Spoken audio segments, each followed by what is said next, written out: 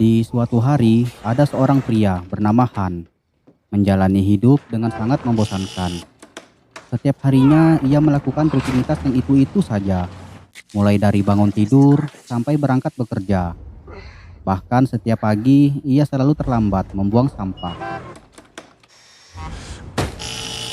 Where's the garbage?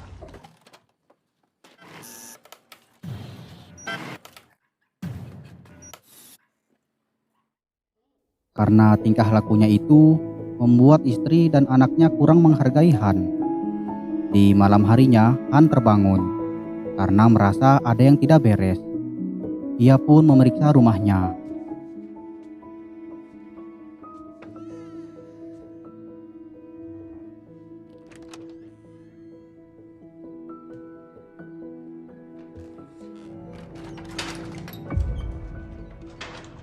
Dan benar saja, saat itu terdapat dua orang perampok yang berhasil menyusup ke dalam rumahnya.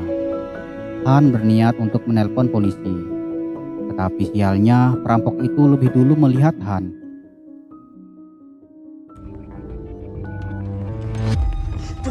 Cash.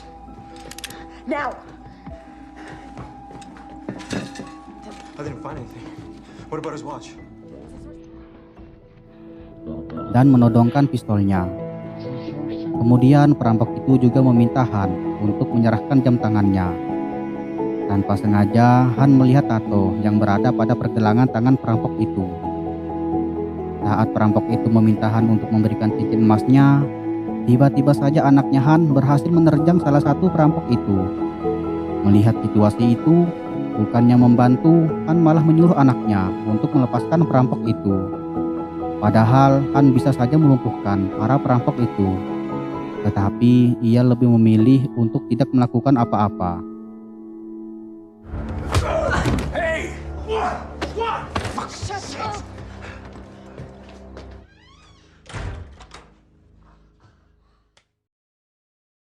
Karena kejadian itu membuat anaknya semakin tidak menyukai ayahnya. Dikarenakan ayahnya mempunyai sikap pengecut.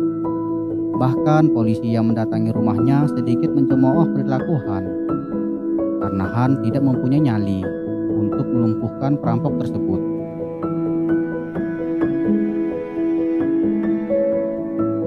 Di saat istri dan anaknya mengucilkan Han dan menganggapnya tidak berguna, tetapi putri kecilnya tetap menganggap Han sebagai pahlawan di rumah itu.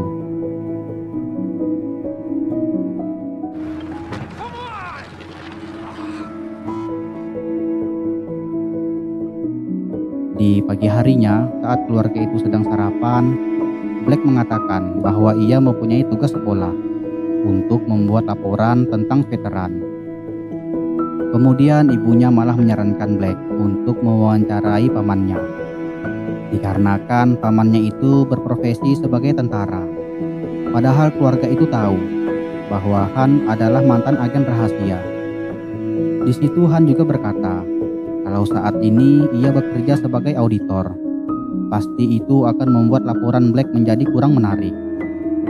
Black pun memutuskan ia akan mewawancarai pamannya yang seorang tentara sungguhan. Di luar rumah, tetangga mereka sedikit meledek Han dan berkata bahwa ia bisa melatih Han untuk bertarung agar dapat melindungi keluarganya. Bahkan di kantor, teman kerjanya juga meledek Han karena perilaku pengecutnya. Kemudian bosnya datang dan membahas rencana Han untuk membeli kantor itu. Tetapi mereka belum sepakat dikarenakan masalah harga yang terlalu tinggi. Kemudian terlihat Han sedang mengobrol dengan saudaranya melalui radio. Sounded good. How long you been listening? If they know, I know, you know? When you're officially dead, you got a lot of free time on your hands. Di sela-sela perbincangan itu, saudaranya menanyakan perihal perampokan yang terjadi di rumah Han. Kemudian Han pun menjelaskan dengan detail tentang kejadian malam itu. Dan alasan ia tidak melakukan apa-apa adalah karena saat itu perampok tersebut menggunakan pistol usang yang sudah lama tidak digunakan. Dan yang lebih mengejutkannya lagi, bahwa pistol itu ternyata kosong. Han pun dapat melihat dengan jelas bahwa perampok itu ketakutan, sehingga membuat Han iba dengan perampok itu dan memutuskan untuk melepaskannya. Mendengar penjelasan tersebut, saudaranya pun mendukungnya bahwa Han tidak perlu bertindak terhadap hal-hal yang tidak membahayakan. Singkat cerita, Han pun pergi ke rumah ayahnya untuk sekedar menjenguk. Tanpa diduga, ayahnya mengetahui berita tentang perampokan yang dialami Han dan pengucilan-pengucilan yang diterimanya. Lalu ayahnya mengatakan kepada Han, "Ingatlah jati diri keluarga kita dulu." Ketika Han pulang ke rumah, anak istrinya langsung menyuruh Han untuk bergabung makan malam. Kemudian putri kecilnya bertanya kepada Han bahwa ia kehilangan kalung kucingnya dan mengira bahwa perampok itulah yang telah mengambilnya. Mendengar itu, Han pun tidak dapat menahan lagi emosinya. Kemudian pergi mencari di mana perampok itu berada.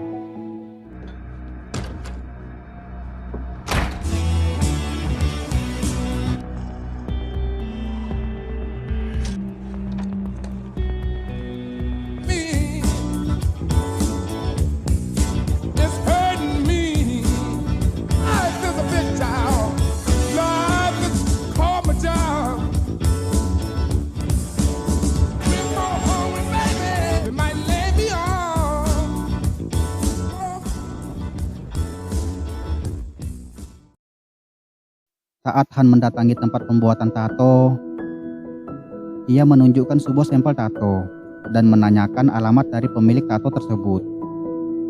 Tetapi lagi-lagi pemilik bar itu malah mengancamnya, bahkan ingin menyerangnya.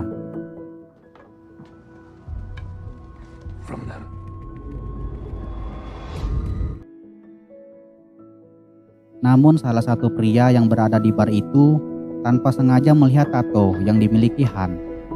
Dan tentu saja pria tua itu mengetahui bahwa Han bukanlah orang sembarangan. Kemudian pria tua itu pun bersikap sopan lalu pergi.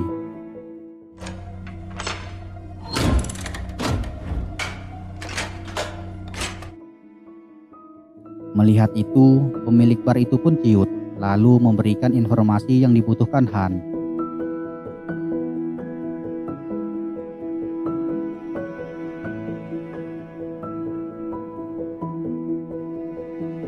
Singkat cerita, akhirnya Han pun berhasil menemukan perampok tersebut.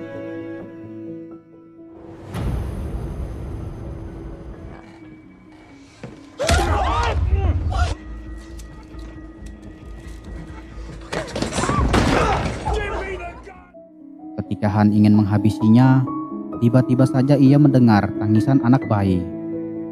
Melihat itu, Han pun melepaskan perampok tersebut.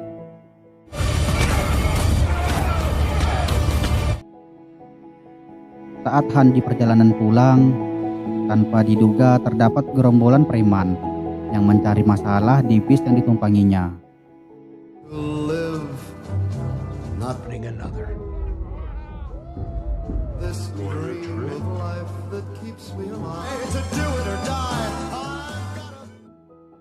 Melihat itu, Han pun tersenyum. Akhirnya ia dapat menyalurkan emosi dan kemarahannya yang terpendam.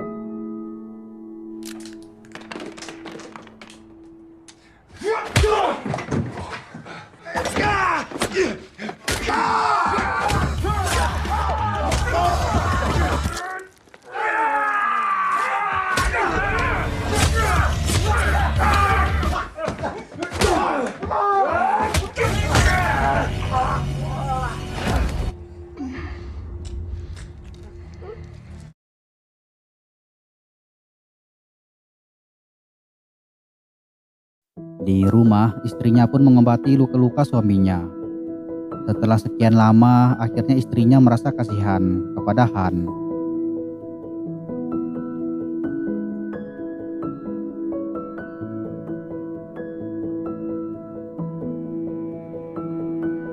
Di tempat lain, ternyata salah satu preman yang dihajar Han adalah adik dari seorang mafia yang bernama Julian, yang sangat disegani di kota itu.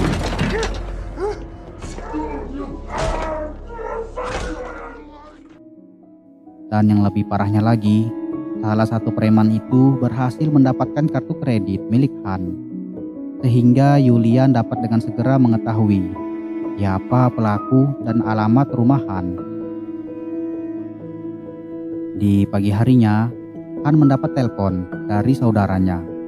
Saudaranya memberitahukan kepada Han bahwa salah satu preman yang ia hajar tadi malam adalah adik Julian, mafia yang sangat ditakuti di kota itu. Ia pun memperingatkan Han agar selalu waspada. Di tempat lain, Julian berusaha melacak Han. Julian juga mengetahui alamat ayah Han dan rumah Han sendiri. Kemudian Julian memerintahkan anak buahnya agar mencari informasi tentang apa dan siapa Han sebenarnya.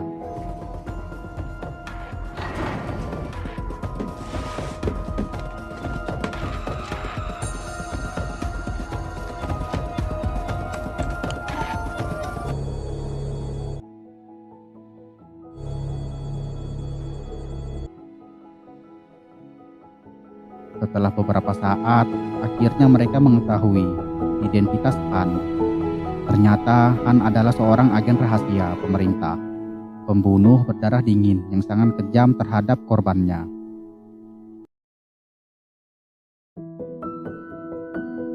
Di saat Han dan keluarganya ingin bersantap makan malam, Han menyadari bahwa di luar terdapat segerombolan penjahat yang akan menyerang rumah mereka. Han lalu menyuruh istri dan anaknya agar bergegas pergi ke ruangan bawah tanah untuk berlindung. Hutch, what is happening? Don't call 911.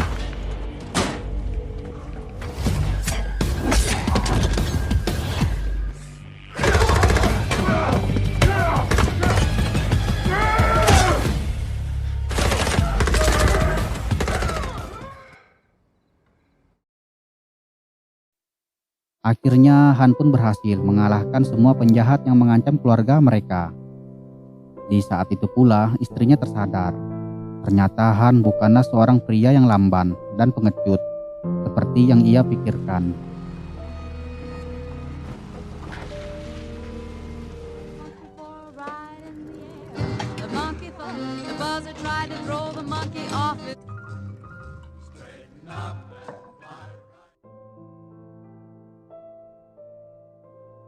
Setelah beberapa saat, Han mengumpulkan para penjahat yang sekarat dan yang sudah tewas ke dalam ruang tamu. Layaknya seorang psikopat, Han mulai bercerita tentang masa lalunya. Di saat ia masih menjadi agen rahasia, Han berhasil menangkap seorang penjahat yang bernama Alan.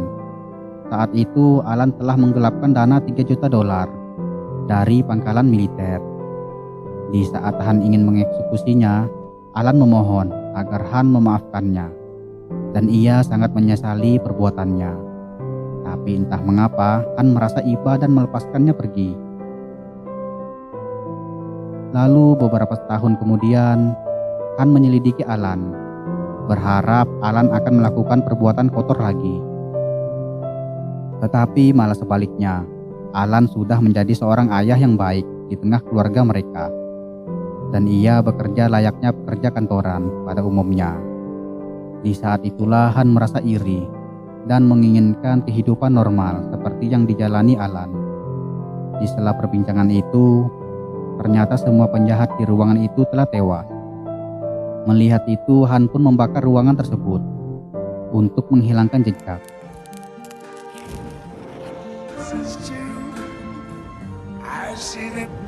I see truth, and I think to myself, the bright blessed, and I think to myself, the colors of the red, saying how.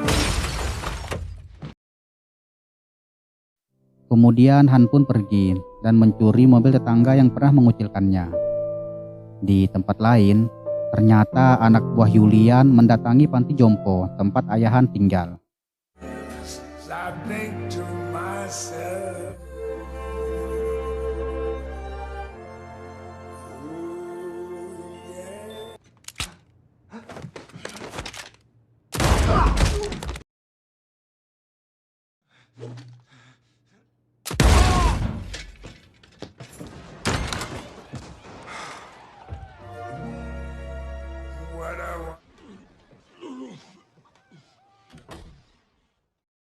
Tapi tanpa diduga, ternyata ayah Han dapat dengan mudah mengalahkan kedua orang tersebut.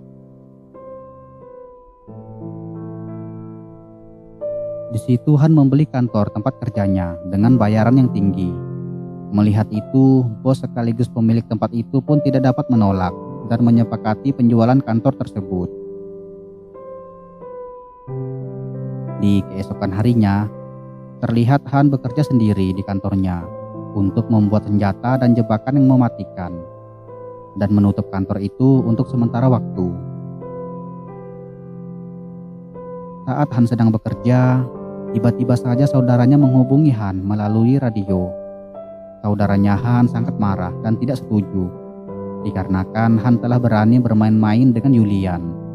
Ia memperingatkan Han agar cepat lari dan bersembunyi dari pengejaran Julian. Di situ Han juga marah. Ia berkata kalau Julian telah berani mengganggu keluarganya. Bahkan anak buah Julian juga mencoba membunuh ayah. Kemudian Han pun langsung mematikan radio tersebut. Lalu Han mempersiapkan senjatanya dan pergi. Bukannya kabur, Han malah mendatangi kantor sekaligus markas Julian.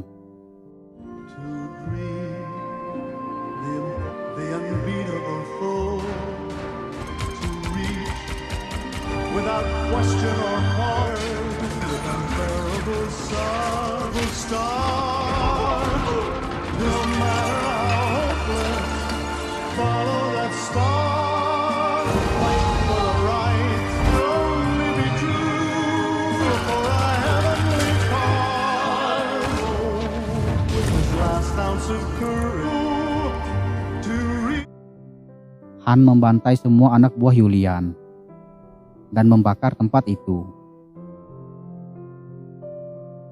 Singkat cerita, di tempat lain, di saat Julian sedang bernyanyi di atas panggung, di tengah-tengah penonton ternyata Han sedang asik menyaksikan penampilan Julian sambil menyantap makanan.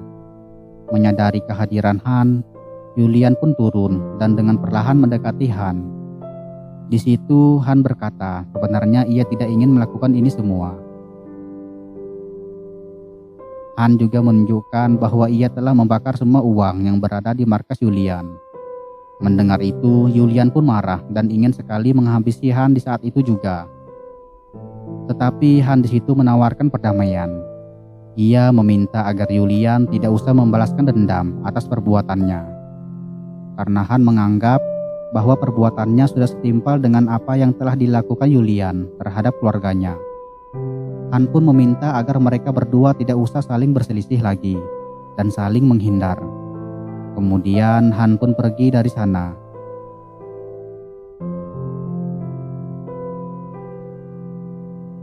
Saat Han sudah berada di mobilnya, Julian pun keluar dan berniat untuk membalaskan dendam atas semua perbuatan Han.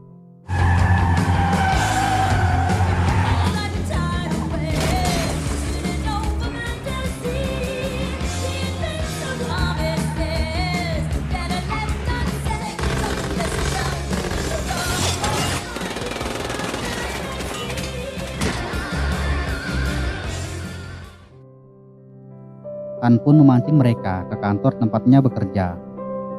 Saat Han sedang diberondol peluru, tiba-tiba saja saudaranya membantu Han menembaki Julian dan anak buahnya. Bahkan ayah Han juga ikut membantu.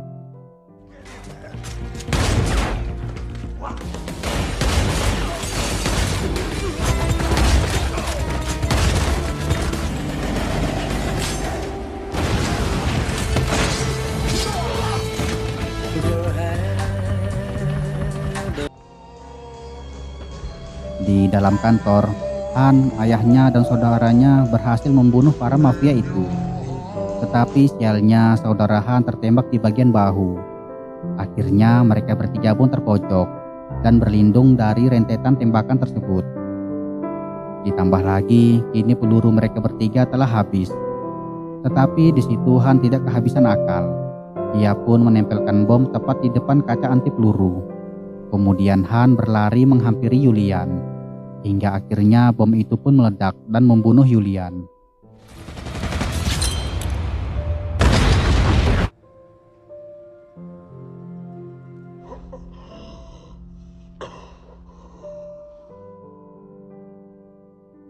Akhirnya Han, ayahnya, dan saudaranya berhasil selamat dari pertempuran itu. Dan di saat itu pula terdengar sirine polisi. Mendengar itu, Han pun menyuruh ayah dan saudaranya untuk pergi. Sementara ia yang akan menghadapi polisi tersebut.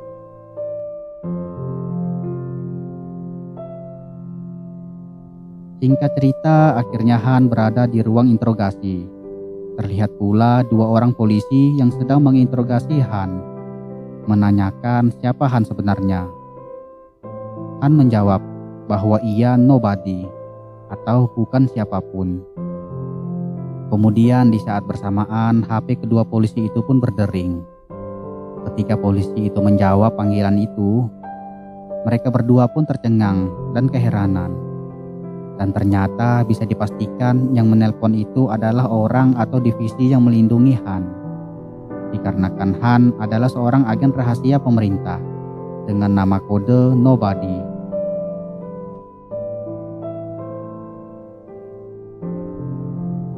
Tiga bulan kemudian terlihat Han ingin membeli sebuah rumah. Namun tiba-tiba saja HP Han berbunyi. Dan ternyata saat itu Han mendapatkan misi sebagai agen rahasia. Kemudian Han dan istrinya menanyakan kepada developer itu, apakah di rumah ini memiliki ruang bawah tanah. Di saat itu Han tidak perlu lagi menyembunyikan jati dirinya sebagai agen rahasia. Dan film pun berakhir.